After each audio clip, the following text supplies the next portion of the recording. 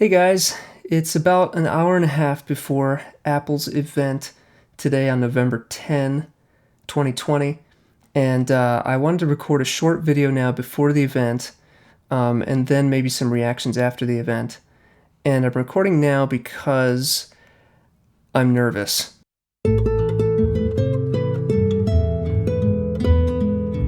This event supposedly is about Apple showing us the very first Macs that are running on Apple Silicon.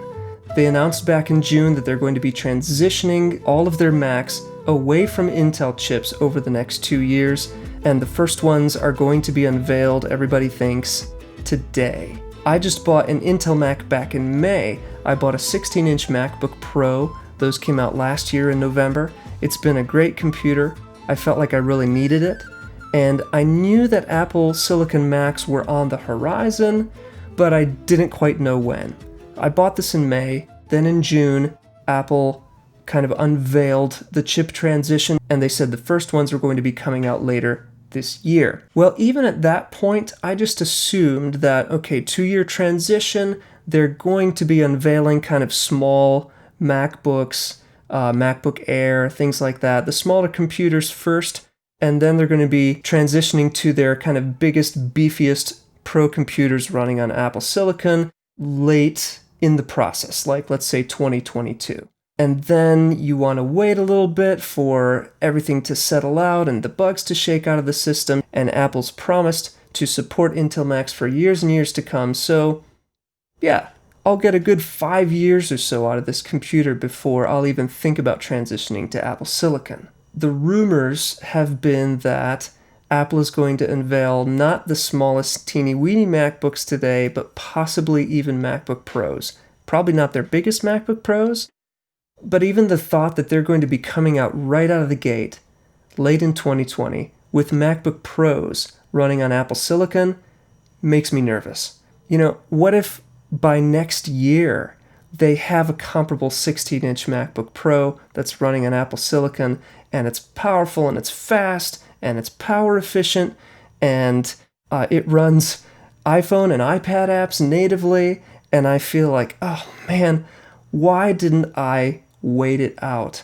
I'm afraid that I'm going to feel kind of stuck and shackled with this Intel Mac when everyone else is running around with their amazing Apple Silicon Macs. And so that's why this event today has me a little bit nervous. So I'm excited about it, but I'm also a little bit on edge, which is kind of fun. I'm going to sign off now and come back after the event with a few of my thoughts, and we'll see if I'm still comfortable with the decision that I made this year to purchase an Intel Mac, or whether I'll be on the verge of tears. And I guess we'll find out in a moment. See you on the other side.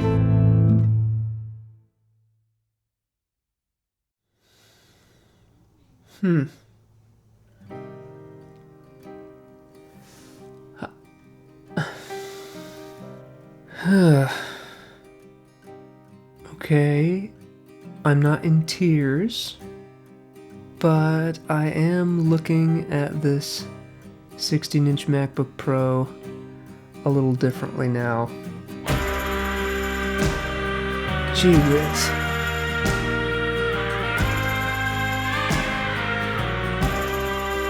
I know that Apple events are staged to make their products seem like the best things ever in the world, ever. But those new Mac chips seem really impressive. It's incredible. The kinds of things they were saying about the performance and battery life gains on the 13-inch MacBook Pro, it's kind of making me wonder if I should have waited. I was so desperate at the time on my 2012 era 15-inch MacBook Pro. I couldn't edit video anymore. I mean, I felt like I had to do something. But I'm starting to have these wild thoughts like, what would Apple give me for a trade back for this computer? I'd definitely lose a lot of money there. Would I really give this up and spring for the new 13-inch MacBook Pro with Apple's new M1 chip in it?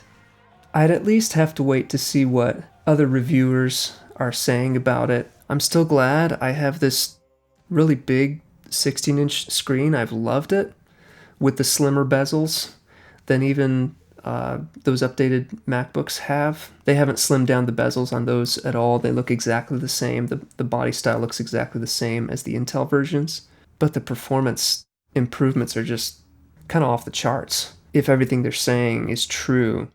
When I think back to how, I was using a 2012 era MacBook Pro through the first Retina MacBook Pros, and then through the Touch Bar era, and through all the years of the butterfly keyboard, and then finally switching over now, I'd probably be fine with this Intel MacBook Pro. I'll probably be fine with it for years, but it kind of feels like, how I was a few years ago, rocking a 2012 MacBook Pro and seeing what the latest MacBook Pros could do, and just kind of feeling that performance difference. Like, yeah, mine's doing okay, but oh man, I would love to have that next level performance. It almost feels like that now, after just having this thing, which was such a huge boost for me, having it for just about 6 months and seeing what these new Apple Silicon machines can do. Man, it's kind of weird. As they continue through the transition, I'll be very interested to see what their kind of upper tier Macs will be doing. I'm sure they're going to put, I don't know, the M2 chip in it, or the M1X chip or something like that in their top tier Pro machines. But when, is it going to be like just next year? They said it'll take 2 years. Is it going to be 2022? I don't know. And then there's the whole question of, are Macs going to get touchscreens? Everybody seems to think that the design of Big Sur, which is the next Mac OS operating system, looks so much like the iPad, and it looks like it's meant to be touched. And so lots of people are saying, oh, it's inevitable. Touchscreen is going to come to the Mac, to the MacBook lines. So what are those going to look like? And then these computers look exactly the same as the previous Intel generation, so there hasn't been any redesign. Are MacBooks eventually, as this transition goes through, are they going to get a complete redesign, maybe with those touch screens? So I'll probably be okay with this Intel MacBook Pro for a while. But yeah, I'm kind of blown away by the new stuff. I'm eager to see it all put through its paces by other reviewers, and I'm eager to see what else comes down the line. One more quick thing, I did just jump on Apple's website to look at the specs of the 13-inch MacBook Pro that's coming out with the M1 Apple Silicon chip, and I noticed that it was the 2-port version of the 13-inch MacBook Pro. If you remember, there's 2 versions of the MacBook Pro. There's one with 4 USB-C ports, and there's one with 2 USB-C ports, and the one they announced today is the one with just the 2 USB-C ports. And I know for a fact I would never trade my 16-inch MacBook Pro with 4 USB-C ports for a version of the 13-inch MacBook Pro with only 2 USB-C ports. I don't care how fast the thing is. I shouldn't say never, but it does make me feel quite a bit better for the moment about having the computer that I have.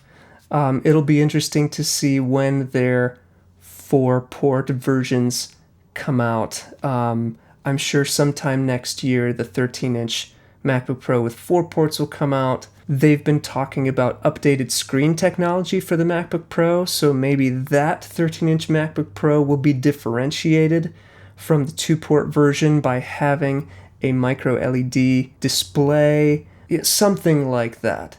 So anyway, for the time being, I'm a little less sad about having the 16-inch Intel MacBook Pro, even though these pretty incredible smaller laptops have just been announced. I've got some fun news to share over the next few weeks about the common Mac, so I hope you'll subscribe, stay tuned, and take care.